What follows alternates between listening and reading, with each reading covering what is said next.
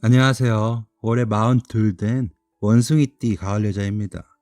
만추의 낭만을 다른 사람들은 어떻게 즐기고 사는지, 일상의 건강을 어떻게들 챙기는지, 김장철인데 집에서 하는지, 아니면 사서 먹는지, 궁금한 것이 많은 사람이기도 합니다. 요즘은 보이지 않아도 보이는 것처럼 안부를 묻는 저만의 작은 습관이 생긴 것도 같아요. 코로나가 길어지면서 이제 우리도 위드 코로나로 가야 한다지요.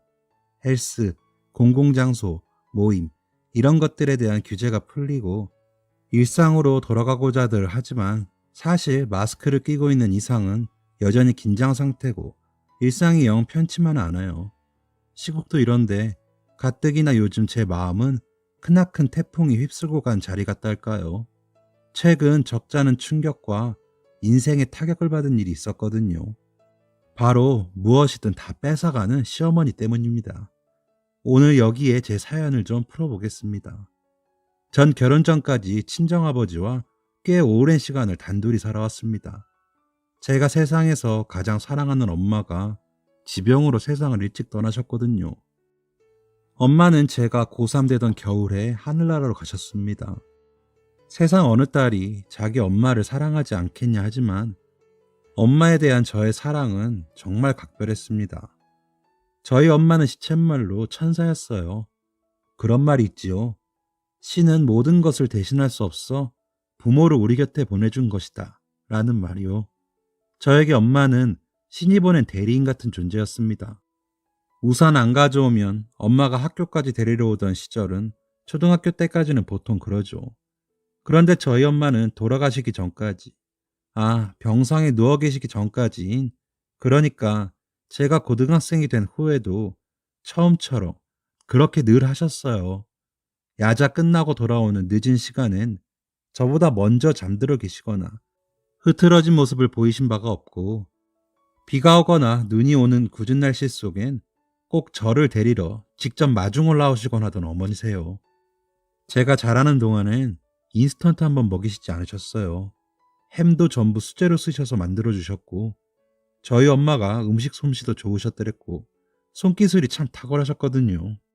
재봉틀 한 대로 저희 집 인테리어를 전부 책임지셨을 정도였으니까요. 계절마다 당신의 손으로 제 옷을 지어 입혀주시곤 했습니다. 이렇게 열거하니까 전형적인 현모양처 감이었구나 싶네요. 엄마 냄새가 참 좋았어요. 나는 엄마 냄새가 참 좋아. 이 말을 엄마에게 가장 많이 하면서 큰 것 같아요. 그래서일까요? 사람의 향은 마음에 담는 거라죠. 그리고 사람의 향은 어떻게 살아가냐에 따라 달라지는 것이고 엄마는 늘 제게 좋은 향을 선사해 주셨는데 그게 지금 돌이켜보면 가족을 위한 헌신의 향내였어요. 그렇게 지나디 지난 향을 남기시고 오래 아프시다가 돌아가셨는데 어머니가 돌아가신 후 결혼 전까진 아버지랑 둘이 살아왔어요. 거의 10년을 말이지요. 아버지는 아내가 떠난 후 홀로 된다는 것에 몇 년간은 힘들어 하셨지만 사람은 시간 속에 적응을 하게 되니까 나중에 의지하며 또 사라지더라고요. 대신에 저 결혼할 때는 정말 많이 우셨답니다. 왜 아니셨겠어요? 단둘이 살던 하나뿐인 딸이 자기 곁을 떠나는 건데. 30 되던 해 저는 남편을 만나 결혼을 했습니다. 남편은 평범한 직장인이었어요. 저보다 2살 많은 거래처 사람이었답니다. 업무상 자주 만나게 되면서 차도 마시게 되고 그러다가 식사까지 하게 되고 그러다 술도 한잔하고 그러다 부부가 되었지 뭡니까? 남편 집 역시 시어머니 혼자셨어요. 아버님이 수십 년 흡연 가셨는데 그 바람에 폐암에 걸려 말기 판정받고 얼마 안 돼 바로 혼자가 되셨죠. 그래서 결혼할 때 어머니 혼자 계신 게 가장 큰 이슈였어요. 모시고 살아야 하나? 그런 문제에 저희도 걸린 거죠. 그런데 사실 어머니를 모시고 살자니 제 딴엔 또 저희 친정아빠가 걸리는 거예요. 그럼 우리 아빠는? 이런 마음이 들더라고요. 그치만 이런 내색도 남편 앞이나 누구한테라도 일절 못하고 우선은 시어머님 모시는 문제만 해결해야 했죠. 어머님, 오빠 결혼하고 나면 이 집에서 어머님 혼자 적적하시겠죠? 혼자 적적하긴 너네랑 같이 살아야지. 저희와 같이 살겠다는 말을 어머님이 먼저 하실 줄이야. 그 소리를 듣는데 순간 표정 관리가 안 되더라고요. 같이 사는 것도 하나의 선택지로 생각을 않고 있던 건 아니지만 막상 당사자가 저렇게 치고 나오니까 무지 당혹스럽달까요? 이건 뭐지? 싸한 느낌이 감돌았습니다. 그날 밤 저는 퇴근하자마자 예비 남편을 부랴부랴 만났죠. 오빠 들었어? 어머니 우리랑 같이 살겠다던데? 엄마가 그러셔? 근데 그게 가당키나 하냐? 그렇지. 난 또 오빠가 먼저 얘기했나 싶어가지고. 내가 그런 말을 왜 해? 같이 살면 서로가 얼마나 불편한데. 그건 그래. 근데 어쩌지? 어머님은 진심이신 것 같던데. 내가 오늘 가서 다시 얘기할게. 같이 살면 틀어진다, 분명. 그리고 몇 시간 후 저는 궁금해서 전화를 걸었어요. 오빠, 얘기했어? 음. 짧고 굵은 그의 답. 어딘지 불안했습니다. 왜? 싫으시대? 아니, 싫고 말고가 어딨어. 우리가 따로 살겠다는데. 근데 오빠 기분이 왜 그래? 내가 뭘? 뭔가 언짢은 느낌인데? 거절을 했는데 너무 싫어하시네. 싫어하셔? 응. 뭘 하셨는데? 아이, 몰라. 암튼 같이 사는 건 아닌 것 같다고 했으니까 그렇게 알아. 남자들은 정말 그렇게 알아 한마디면 다 끝난 줄 알아요. 내막을 들려줘야 처신을 하는데 그런 중요성을 모른다니까요. 전화를 끊고 영 찜찜한 거예요. 당장이라도 찾아가서 얘기를 나눠야 하는 건가? 분명 많이 언짢으셨을 것 같은데 풀어드려야 하나? 이런저런 생각이 머릿속을 가득 채워서 그날 잠 한숨을 못 자고 출근했답니다. 회사 일은 왜 하필 그때 따라 많던지 시어머님 댁을 찾아가 봐야지 했지만 밀려오는 업무 처리에 야근이 많아지면서 타이밍을 놓치고 만 거예요. 거의 2주 만에 안부차 찾아뵈었지요. 갔더니 몸져 누워 계시더라고요. 2주 내내 아프신 것인지 아니면 좋은다는 말에 아프기 시작하신 건지 알 수는 없지만 시어머님 안색이 너무 안 좋더라고요. 무거운 공기 속에서 어렵게 입을 뗐어요. 어머니 많이 아프세요? 보다시피. 어디가 그렇게 안 좋으신 거세요? 늙으면 다 이래. 혼자 있다가 병고라도 치르면. 아휴. 긴 한숨과 함께 저를 힐끗힐끗 보시는 게 몸이 아파서만은 아닌 것 같았습니다. 전 또다시 어렵게 입을 뗐습니다. 어머님, 저희와 따로 살게 되어서 그러신 걸까요? 혹시? 별다른 답변이 없다는 건 그렇다는 뜻이죠. 어머님, 혹시 오해하실까봐요. 저는 함께 사는 것도 생각해 봤는데 오빠 생각은 좀 다르더라고요. 걔야, 나 불편할까봐 그런 거고 남자가 그래도 여자가 밀면 다 따르게 되는 법인데 너네는 어떻게 거꾸로냐? 어머님, 그러면 저희랑 같이 사시겠어요? 예, 됐다. 내가 뭐 같이 못 살아서 병난 것처럼 구니. 그렇게 또 딱 잘라 말씀하시는데 결과적으로 저만 아주 불편해진 꼴이 되었죠. 어머니는 같이 살고 싶었고 못 살게 되어 단단히 삐지신 상태. 저는 남편에게 이렇게 문자를 보냈습니다. 잠시 후. 그럼 한 동네에 집을 잡아드리는 건 어때? 남편도 마음 한구석이 찜찜했는지 그날은 재빨리 응답을 치더라고요. 그래, 뭐 한 동네 사는 것도 차선이겠다. 이 정도로 정리하자 그럼. 그렇게 우리 한 동네에 시어머니 집을 마련해 드렸죠. 그리곤 이것이 재앙의 시작임을 누구도 알지 못한 채 제 결혼 생활은 막을 올렸습니다. 신혼여행을 다녀온 직후부터 어머님은 저희 집을 자기 집처럼 드나들기 시작했습니다. 아들네 사는 집에 간다 치면 보통은 손수 만든 반찬이며 양손 가득 바리바리 싸가지고 가기 마련이죠. 그런데 저희 시어머님은 그럴 일이 절대 없습니다. 오히려 돌아가시는 길이 늘 양손 한가득이셨더랬죠. 일단 집에 오시면 탐색부터 시작하십니다. 어머니 오셨어요? 하는 인사는 받는 둥 마는 둥. 눈은 다른 데가 있습니다. 현관에 들어서면서부터 집안을 한 바퀴 삥 눈으로 빠르게 살펴요. 다음은 주방으로 향하지요. 뭐 필요한 건 없니? 어떻게든 먹고 사니? 하면서 수납장이며 냉장고를 아주 편하게 대놓고 열어보십니다. 그러다가 어느 순간 목표물이 발견되면 슬슬 발동을 걸어댑니다. 어머, 얘 요즘 콘드로이친이 좋다던데 너네는 이미 사놨구나. 어머나, 영양제도 종류별로 다 챙겨 먹네. 홍삼이 여자한테 그렇게 좋다더라. 어머 어머, 이건 천연꿀이니? 요새 사양꿀이 하도 많아서 천연 구하기가 어렵던데. 이런 식이죠. 그것도 서운한 표정을 한아름 내뿜으시면서요. 사실 시어머님이 하나하나 들춰보면서 이렇게 말하면 가만히 있을 수 있는 며느리가 몇이나 되겠어요. 그러면 저는 또 옆에서 거듭니다. 어머님, 홍삼 선물로 들어온 건데 저나 오빠는 안 먹으니까 어머니 챙겨가서 드시겠어요? 엄마, 너네 안 먹니? 아우, 이 아까운 걸. 그래, 그럼 그럴까? 예, 이참에 너네 안 쓰거나 안 먹는 거 나 줘라. 끝헏말이 늘 진심이었던 겁니다. 나 줘라. 은근히 자기도 챙겨달라는 뉘앙스를 집안 곳곳 풍겨대며 돌아다니시면 저는 거기에 또 하나하나 응대를 해드려야 하는 몇 분간의 의식 같은 행사가 치러져요.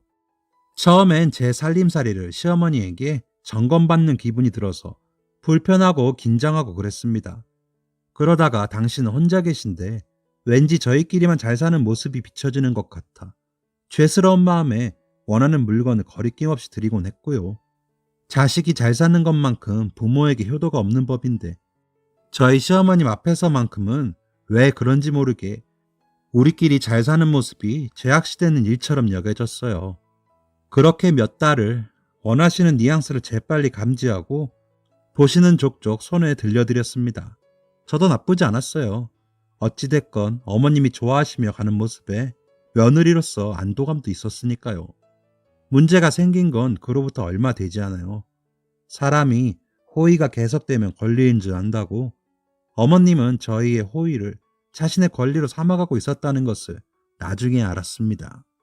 제 살림살이이며 소지품 등 집안의 물건들을 노골적으로 탐내기 시작하는 겁니다.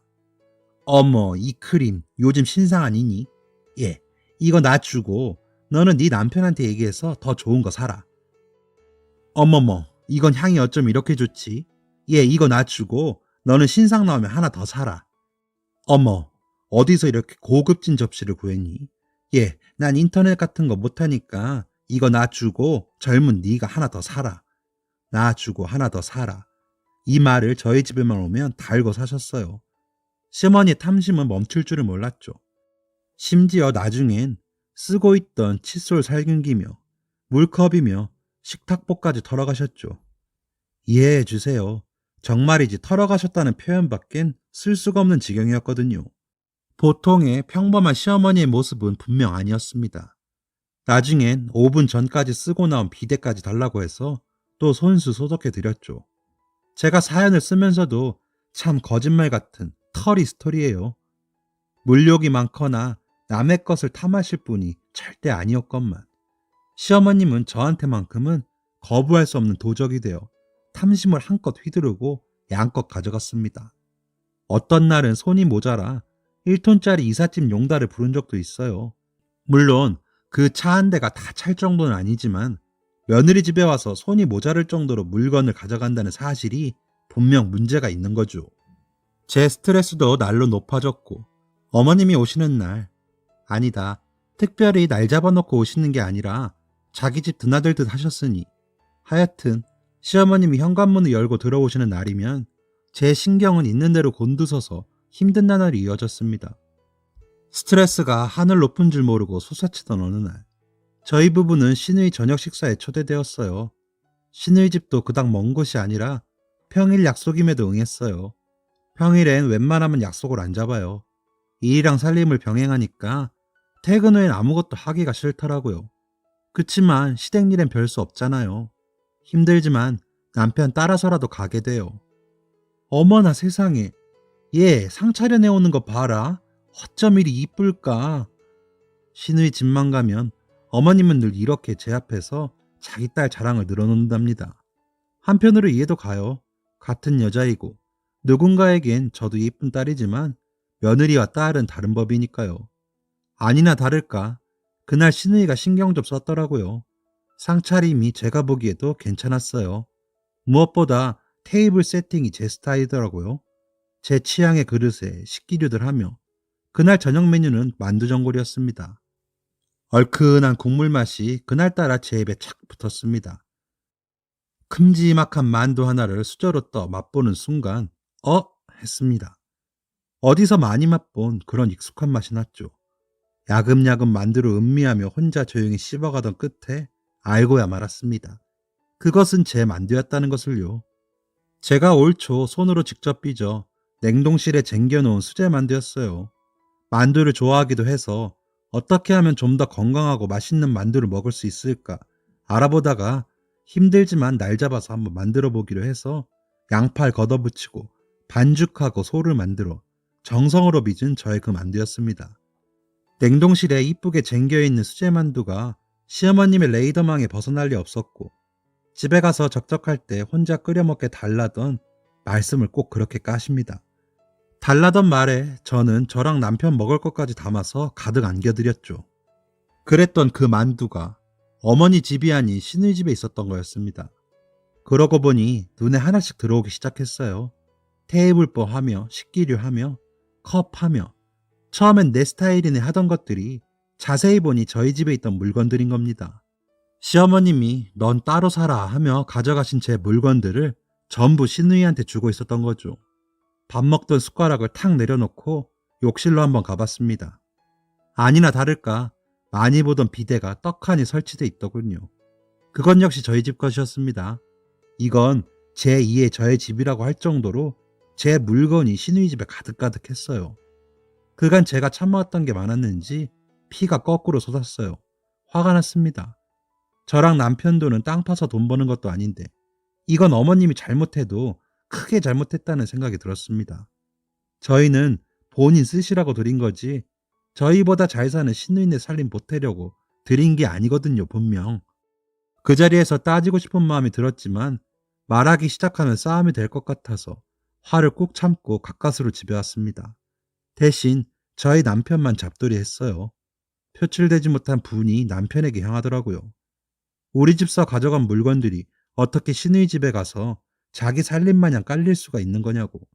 처음엔 단순히 남편의 생각이 궁금해 물었는데 짜증을 내는 거예요. 지금 생각하면 본인도 뭔가를 느껴서 불편한 표현을 그렇게 한 것 같긴 한데 나중에 싸움이 되고 말았죠.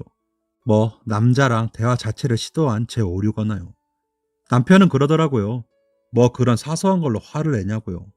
한 가족이니까 그럴 수도 있는 거 아니냐며.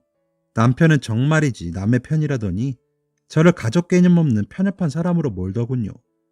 그냥 자기도 우리 집 살림이 잔뜩이라 보기 좀 그렇다더라. 너는 괜찮냐? 이렇게 말해주면 좀 좋습니까? 그런데 남자들은 꼭 문제와 해결, 이 양자 구도로만 봐요. 어느 책에서 보니까 이게 남자들이 갖고 있는 돈키호테 기질이라고 하더군요. 돈키호테처럼 여자가 하는 모든 말은 해결해야 할 일처럼 여긴다는 거예요. 시누이 집으로 이미 가 있는 우리 집 살림들을 무슨 수로 해결하겠어요. 저는 그저 마음을 나누고 공감을 받고 싶었던 건데 남편은 표현이 그런 건지 제 이런 바람과 달리 대화가 안 되었어요. 시간이 갈수록 시어머님의 어이없는 행동들에 제 속은 새까맣게 타들어갔고 풀리지 않은 스트레스는 산처럼 쌓여갔습니다. 그러다 사단이 났습니다. 여보, 화장대 위에 있던 진주 목걸이 못 봤어? 글쎄 나 못 봤는데. 왜? 없어? 여기다 내가 분명히 올려놨는데 없어. 잘 찾아봐. 다른 데 놓은 거 아닌가? 혹시 어머니 왔다 가셨어? 야, 이 타이밍에 어머니가 왜 등장하지? 아니, 하도 내 물건 욕심을 많이 내시니까 그건 안 돼. 엄마 유품이란 말이야. 주인 있는 물건을 허락도 없이 가져가신 적은 없잖아, 적어도. 아, 그렇긴 한데 그럼 이게 어디 있는 거야 대체? 진짜 아니겠지? 아니야. 그래, 그럼 안 되지. 내가 제일 사랑하는 우리 엄마 유품인데 있을 수 없는 일이지. 그렇게 마음을 달래가며 찾았지만 집안 어디에도 진주 목걸이는 나오지 않았습니다. 저의 의심은 점점 커져갔습니다. 한 사람을 향해서요. 바로 시어머님. 그분 아니고선 물건이 없어질 리가 없는 이유가 제겐 적어도 충분했거든요. 하지만 그렇다고 심중만으로 어머니를 무작정 도둑으로 만들 수 없는 노릇이었죠.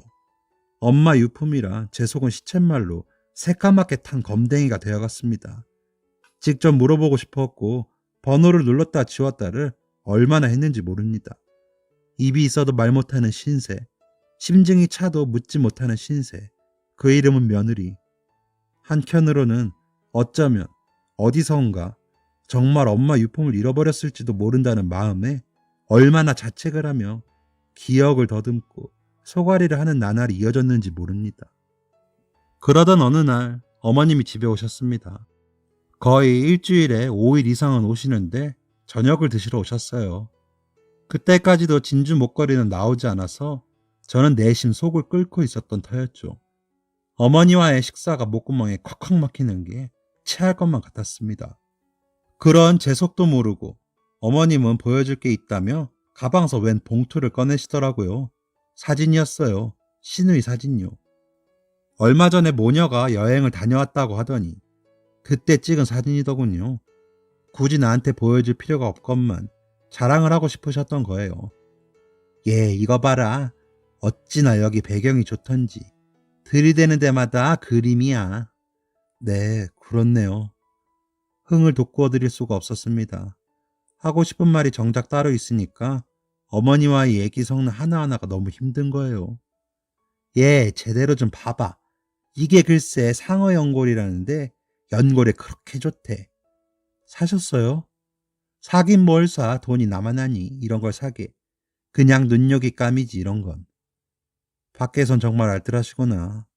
어머님의 말이 하나하나 고깝게 들리는 게 제 신경은 점점 제 살림을 가져가던 어머니 모습과 비교를 하고 있었습니다. 그러던 찰나. 예, 이 사진 좀 봐. 네 시누이는 뭘 걸쳐도 태가 나지 않냐? 누구 딸인지 참 잘 키웠어.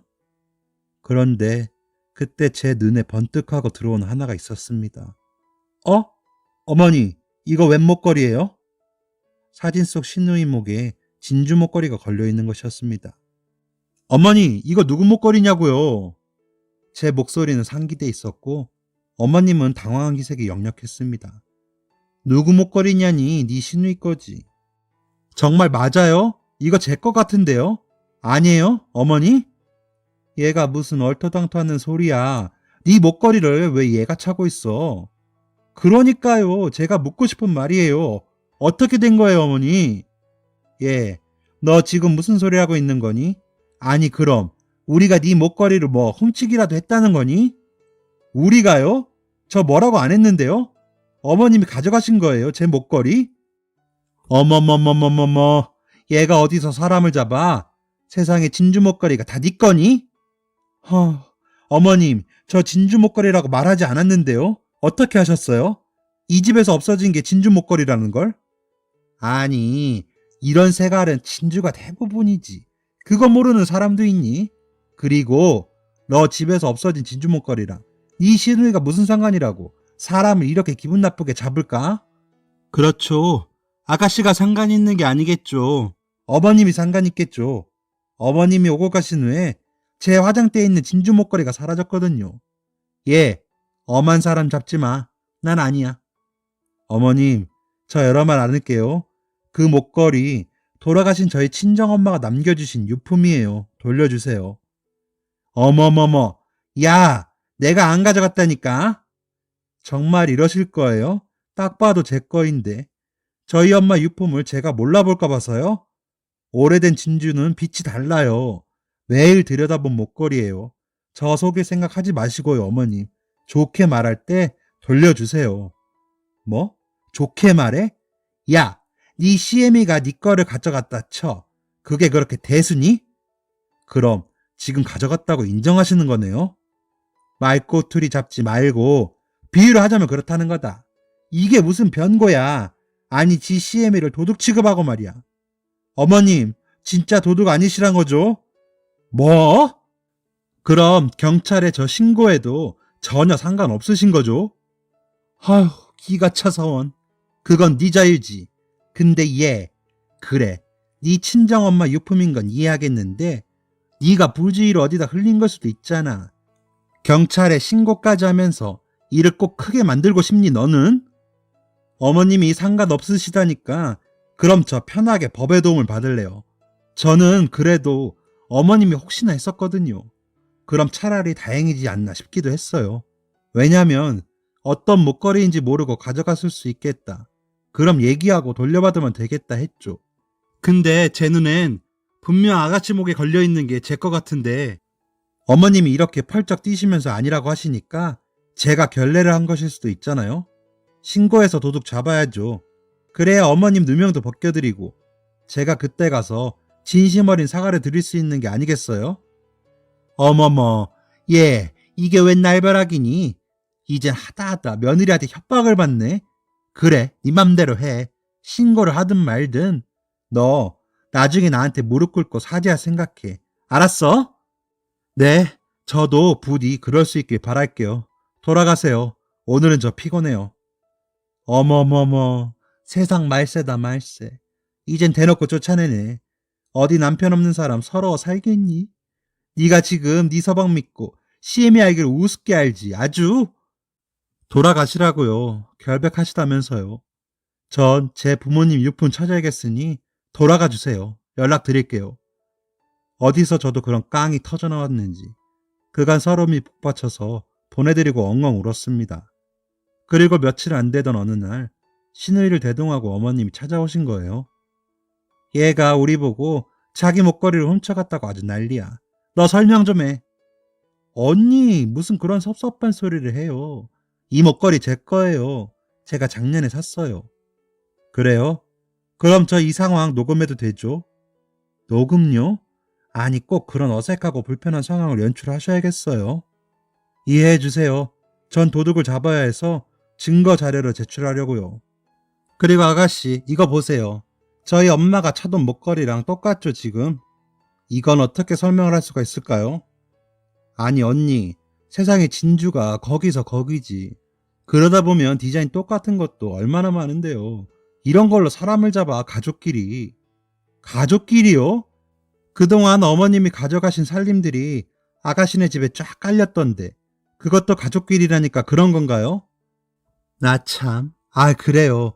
엄마가 자기 쓰려고 가져왔는데 내가 달라고 했어요. 이쁜 디자인들이 하도 많아서 딸이 쓰겠다면 안 줄 친정엄마가 어딨어요, 언니. 그게 섭섭하셨나 본데. 그래, 그건 내가 생각이 짧았네. 미안해요, 언니. 근데 이 목걸이는 진짜 아니야. 말 한번 잘하셨어요. 아가씨도 친정엄마가 준 거 소중하죠? 저한테는 이 진주 목걸이가 그래요. 제가 가장 사랑하는 엄마가 죽기 전 남겨주신 거라고요. 똑같은 게 제 눈에 보이는데 제가 가만히 있을 수 있겠어요? 품질 보증서까지 보여드려요? 아, 그래서 어쩌라고. 이건 내가 산 거라니까. 알겠어요. 경찰에 절도 신고할 거예요. 그때였습니다. 잠자코 있던 시어머님이 난리를 치기 시작하는 겁니다. 아이고, 영감. 이제 하다하다 며느리한테 도둑 취급까지 받고 내가 이리 사오. 나도 좀 데려가지. 왜 날 두고 혼자 가서 내가 이런 수모를 받고. 그러더니 잠시 후 이 녹음은 다 뭐며 너가 지금 우리 집을 얼마나 형편없게 봤으면 이런 불화를 만들어. 자고로 집에 여자가 잘못 들어오면 바람 잘 날이 없단다. 너가 뭔데 우리 집을 도둑 취급해? 시집 올 때 혼수 하나 제대로 해온 것도 없으면서 남들은 시어머니 차라고 고급 시계며 목걸이며 마다해도 떠안긴다던데 너가 한 게 뭐 있니? 어? 기가 막혔습니다. 어머니, 그래서 목걸이를 가져가신 거예요? 그래서 며느리 몰래 도둑질 하셨냐고요. 그 순간 눈앞에서 별이 번쩍 튀었습니다. 어머님의 따귀가 제 볼살을 가르고 치고 들어온 겁니다. 아, 지금 생각해도 그때의 파워란. 사람이 따귀 한 방에 기절할 수도 있겠다 싶을 만큼 얼마나 혼신의 힘을 다 줘서 때렸는지.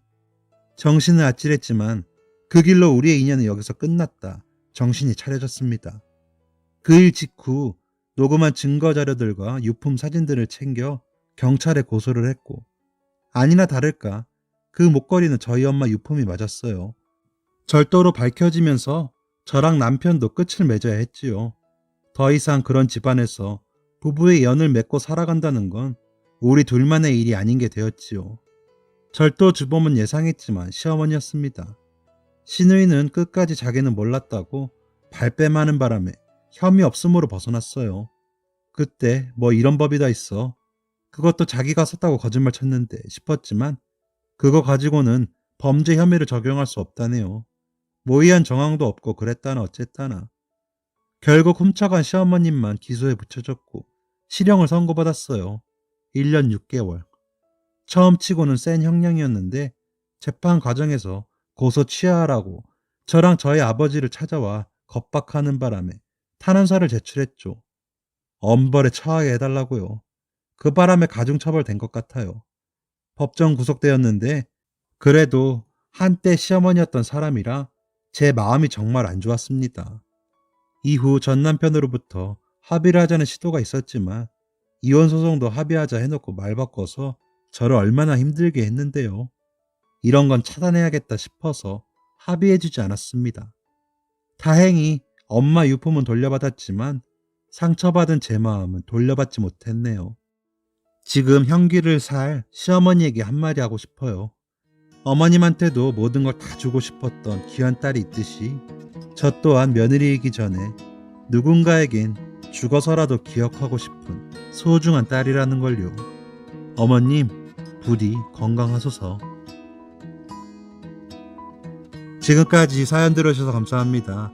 사연이 재밌으셨다면 구독과 좋아요를 눌러주세요. 감사합니다. 안녕히 계세요.